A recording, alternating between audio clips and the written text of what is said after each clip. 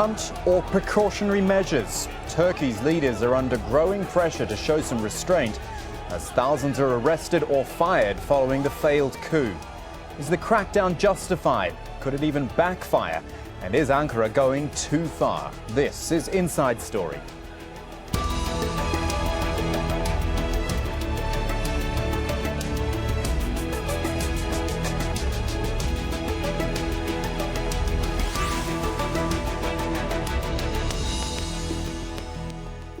Hello everyone, I'm Kamahl Santamaria. It started with the police and military, but now the Turkish government is having a major purge of civil servants too, following the failed coup which threatened to topple President Recep Tayyip Erdoğan. Tens of thousands of Turks have been arrested, fired or suspended from their jobs. The Turkish leadership say they're carrying out a legitimate security operation to safeguard the country.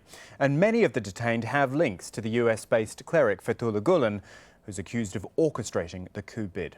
But human rights groups are alarmed by the sheer number of Turks involved in this purge. That is our discussion today. First, though, this report from Zeynep in Ankara.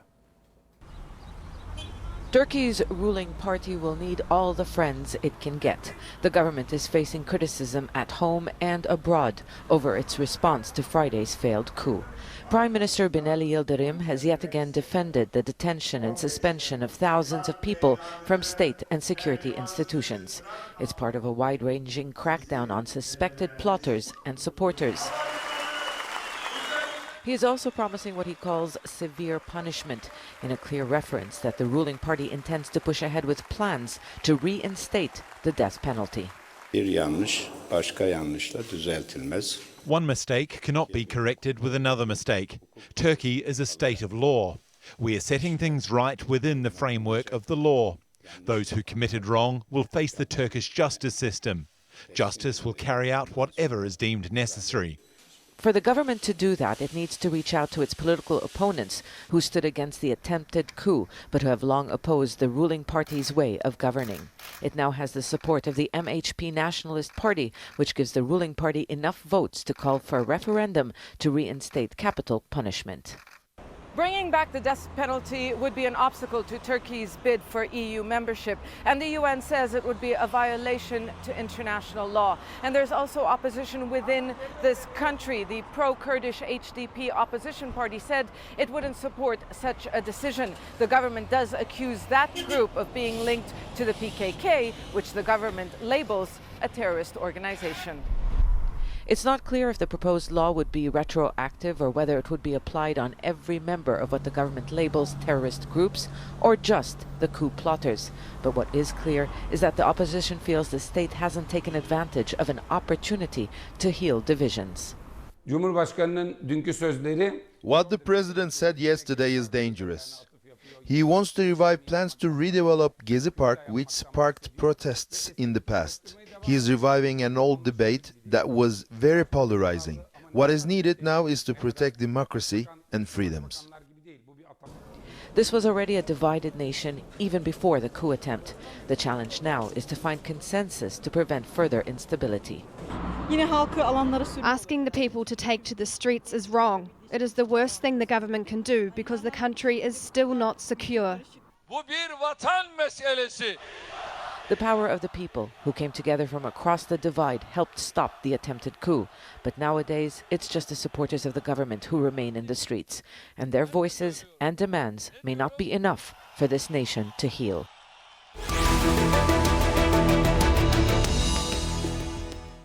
You would expect a pretty extensive purge of security forces and civil servants following a failed coup, but many observers are shocked by the number of Turks caught in the crackdown.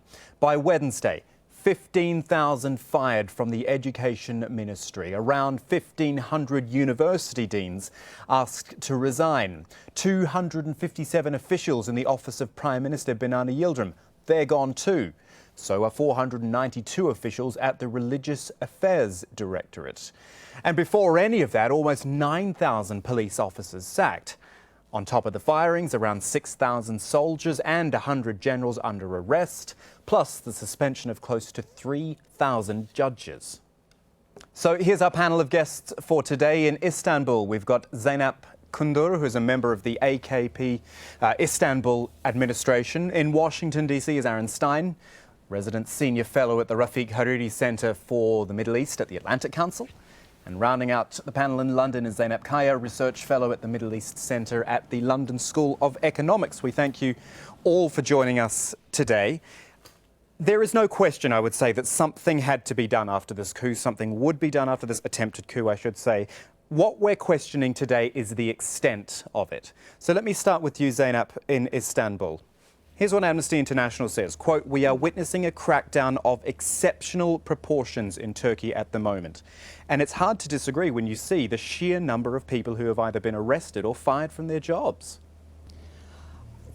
Arrested or fired from their jobs. A lot of people have been asked to resign or removed temporarily from their posts.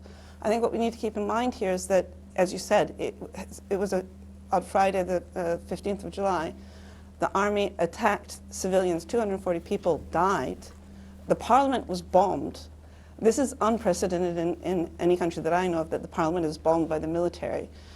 Something needed to be done. I believe Aaron's own evaluation of the situation, he himself says that the extent of the coup is much greater than we at first think. In order to make sure that there are no people affiliated with whoever is behind this coup, it makes sense to, from my point of view, to take everybody out equally and in a transparent way, evaluate what their connections are, decide whether they have connections that are worthy in pursuing a trial, or whether they are innocent and free of any kind of guilt and can go back to their jobs. As we saw yesterday, 700 soldiers, of the large number of soldiers which worried many, many Western observers, 700 soldiers were released yesterday, and more will be released as the days progress. As they're evaluated and they're found to be clear of any guilt or taint from this coup, they're put back in their posts. And in this way, and only in this way, can Turkey move forward to become a democracy that will be what those people have gave their lives for. 240 people gave their lives for this. That's not a small number. Do you know what it sounds like to me, though, Zeynep Kundur? That sounds like guilty before proven innocent, or guilty until proven innocent. And that's not the way democracy... Nobody's saying these people are guilty. Go ahead. No, nobody's saying these people are guilty. They've been asked to resign. They've been asked to, just so, if one was to go and select out people randomly, that would be paramount to a witch hunt, or to say, we suspect these people, let's take them out. Instead, let's assume that everybody is innocent or guilty equally. Let's assume that they're all equal. Let's evaluate what their situation is, and that those that we find are innocent, we will quickly and rapidly process them with transparency and put them back into the system. Aaron Stein, let me bring you into the conversation. Zeynep said there, if this were to be random, do you believe it is random, or that really these names were already on some sort of list, or they were known and now the government has acted on them in light of the coup, or the attempted coup? I think you need to break it down into a few different ones. I mean, obviously the officers that were involved in the coup probably weren't already known, but the larger, broader numbers within the bureaucracy seem to have been pulled already on the list. And I think it's important to put this within its proper context. There was an attempted coup on Friday night, but before the attempted coup on Friday night, there had already been a large number of transfers, or at least administrative transfers within the police in particular, where people suspected of being members of the Fethullah Gülen organization were being moved all around Turkey. So I actually agree with your analysis of this, is that these people who are being asked to resign or put on temporary administrative leave do seem to just be those who are known to be, or at least suspected to be, followers of Fethullah Gülen. And so the threshold for arrest or detainment or transfer is far lower than, say, the burden of proof would require. And I think that in the next coming days, we'll see how transparent the process is as these people go back. But nevertheless, these people who have been rounded up or asked to resign, it's a large number of them, and even if they go back to their jobs, the stigma attached to them, even for being in prison for a little while, will linger. Yeah, I wanted to talk about that a little later, and we will, the idea of... Oh, sorry, go ahead. Is it possible for me to interject something here? First of all, the people who are, for example, the deans of universities, all have been asked to resign. Every single dean. It's not random. Every single dean has been asked to resign. They're not being put in prison. They're being asked to take administrative leave. There will be no taint on them if every single one is equally treated this is the whole process, is to remove the taint, to avoid having people tainted or indicated or marked, which will later affect their lives. Let's go to Zeynep Kaya in London to bring her into the conversation. I'm going to pick up on what Zeynep Kundur said there. Every single dean has been asked to resign. I mean, that's quite extraordinary. What happens to the education system? What happens to all these parts of Turkish society which are having their people removed? It is very surprising to see how a military coup has had such. It's not very surprising to see how a military coup have had such repercussions after the coup. The arrests in the military and in the police, but the extension of these arrests or requests for resignation from the academic sector and from other sectors, judiciary, and maybe among the journalists, it is a very, very dramatic response. You know, imagine all these deans resigning and losing their jobs, and then the process of how this will affect their universities, the education in their universities, how it will affect the morale of the staff, and the uncertainty of what's going to happen next. And this is not only in the education sector, in all other sectors. So this is, for me, it's too dramatic a response, and that might have negative implications in the long term. And to build on something, I'll stay with you, Zeynep, to build on something. Just hold on a second for me, Zeynep Kundur. Just to build on what you were saying there, the idea about the stigma. Aaron said this, the stigma that gets attached to it. And I guess the way I would put it is the damage that's being done here. Zeynep Kaya, I'll stay with you. If people are arrested or asked to leave their jobs, or they do leave their jobs and then they come back to them later, has the damage not already been done to them and their families and their circle of friends there? Exactly. I understand what Zeynep is saying about not making any specific arrests on specific people and doing this, you know, unanimously. But at the same time, what could have been done is to spread it to the long term, look into these people's files, gather intelligence, and undertake the process through the legal system based on the rule of law, rather than resorting to such a dramatic method. The thing is that Turkey is already going through a massive amount of tension. There are massive divisions in the society, and such a measure, not only in academy, in other sectors as well, will not ease the tension. I don't think it will help Turkey in the future. So that's my take on it. Okay, Aaron Stein, one more just quick thought on the academic and education side of things, because I find this the most interesting of all the arrests and dispatches which have been made, these ones in the 15,000 people fired from the Ministry of Education. Now, a Turkish official who spoke to Al Jazeera anonymously said universities have always been crucial for military juntas in Turkey, and certain individuals are believed to be in contact with cells within the military. Is that fair? Is that what they're sort of saying? A university is the type of place where this could ferment, so we'll knock it on the head now? I think universities in every country are inherently political places where students in particular get polarized to the left or the right as their young people events go along like this. I think, you know, Zeynep in London said it very well. It's what is the threshold for asking all of these people to resign, and then is this based upon carefully collected evidence that passes the threshold that would require then asking these people to do something, or is this just a sweeping move, sort of to put this in place as quickly as possible to root out any sort of dissent before it could foment on sort of the university campuses? And I think that is the concern that's going on right now, is that the burden, or at least the burden of proof for these people who are being asked to resign, is non-existent or extremely low, and perhaps being pulled from lists that have already been put together. Zeynep in Istanbul, let's come back to you here. From what we've been discussing so far, it seems to be, well, certainly your argument was that people have been asked to leave their jobs or have been detained because it was a major thing which happened. It was a coup and no one knew how deep it had gone.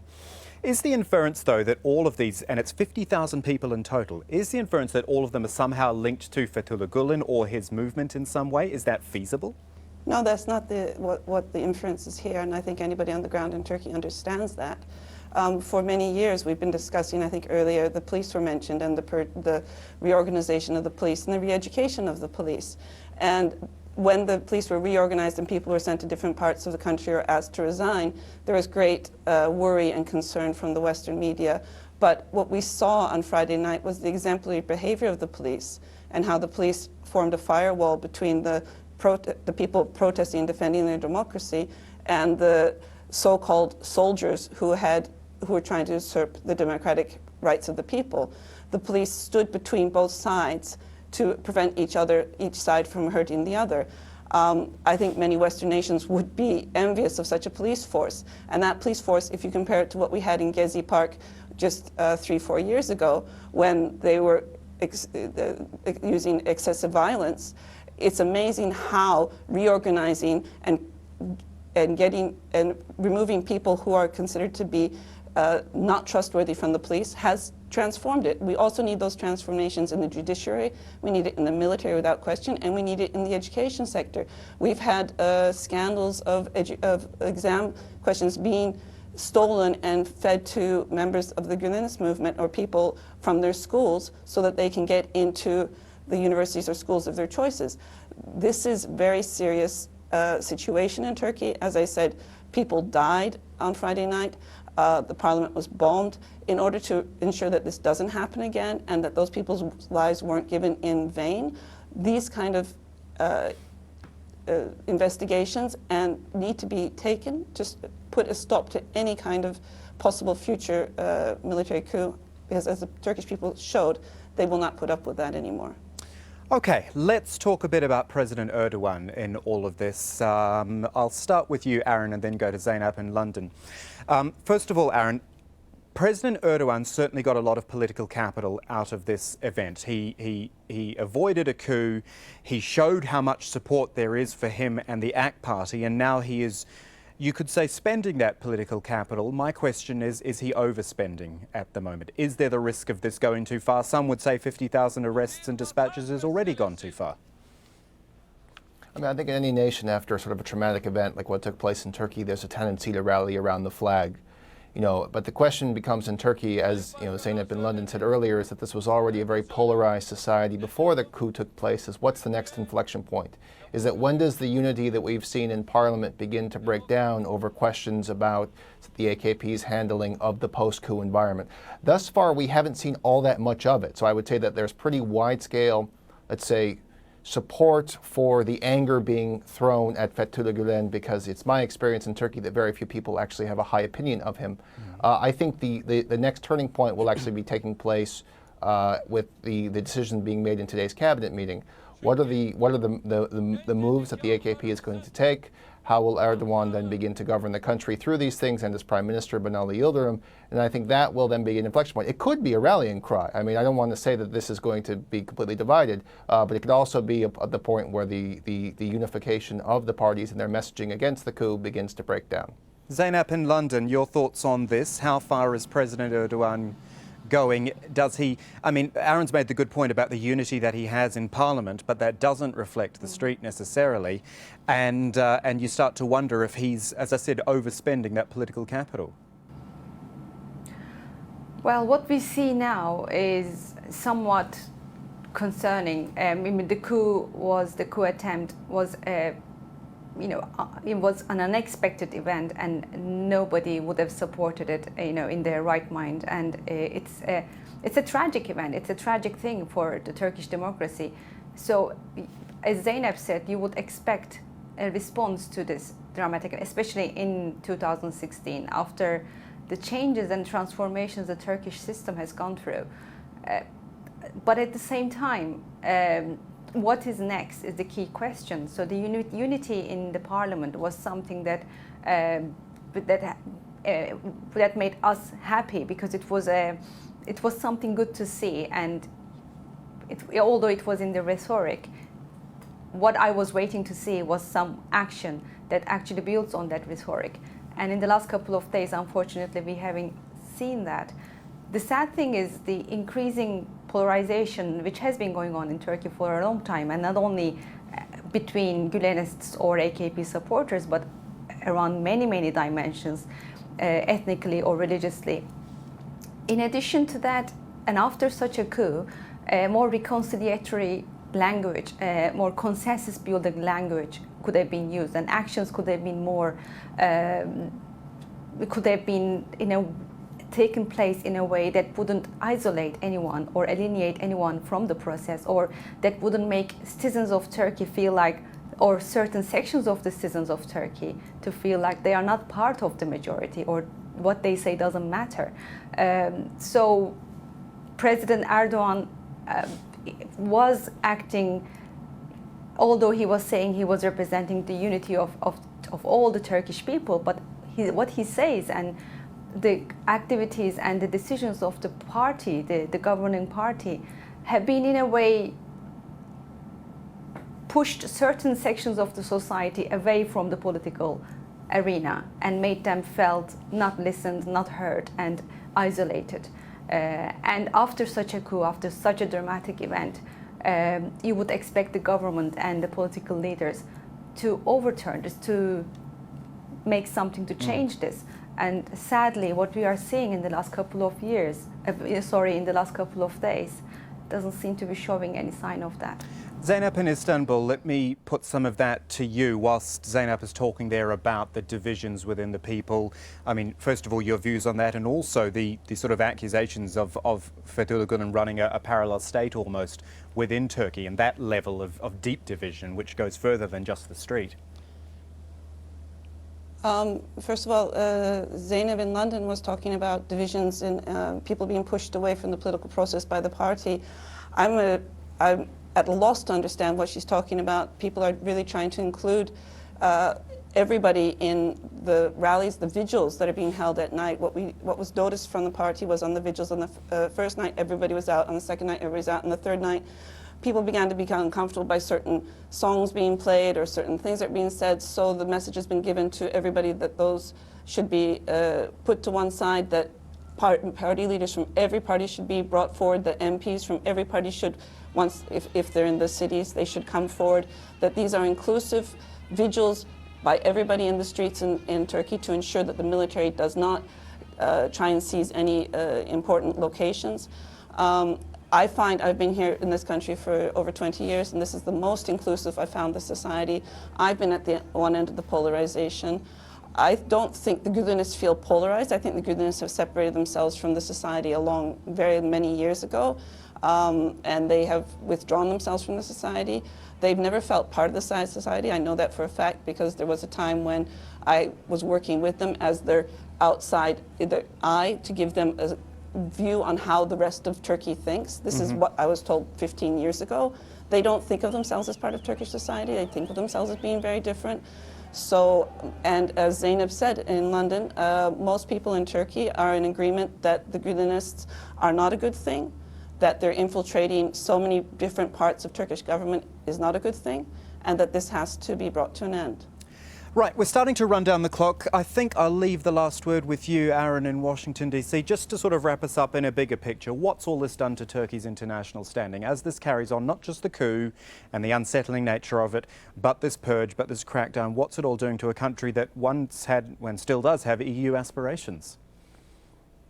I mean, I think we should not underestimate the tragedy that went on Friday night. I mean, this was a section of the military that rose up against a democratically elected government, used force against its own people, and through its actions risked civil war. And so, I mean, there is the question about Turkey's international standing. But if I had to leave with a big picture message, it's that most Turks that I know are inwardly focused at the moment. What's happened to their society? How did they get to this place? How do they begin to pick up the pieces? And what are the next steps? There's a lot of uncertainty in everybody I talk to, and a lot of shell-shockedness, essentially about what took place on Friday and Saturday. Aaron Stein in Washington, thank you so much for your thoughts. Also the two Zeynep Kundur in Istanbul and Zeynep Kaya in London. We thank you for joining us on Inside Story. And as ever, we thank you for watching as well. You can check out this program again anytime or any of our previous shows by visiting our website over at aljazeera.com. For further discussion, take it online. There's our Facebook page. That is at facebook.com/AJ Inside Story. And of course, Twitter as well. Our handle is at AJ Inside Story. I'm Kamahl Santamaria from the whole team. Thanks for joining us. See you again soon.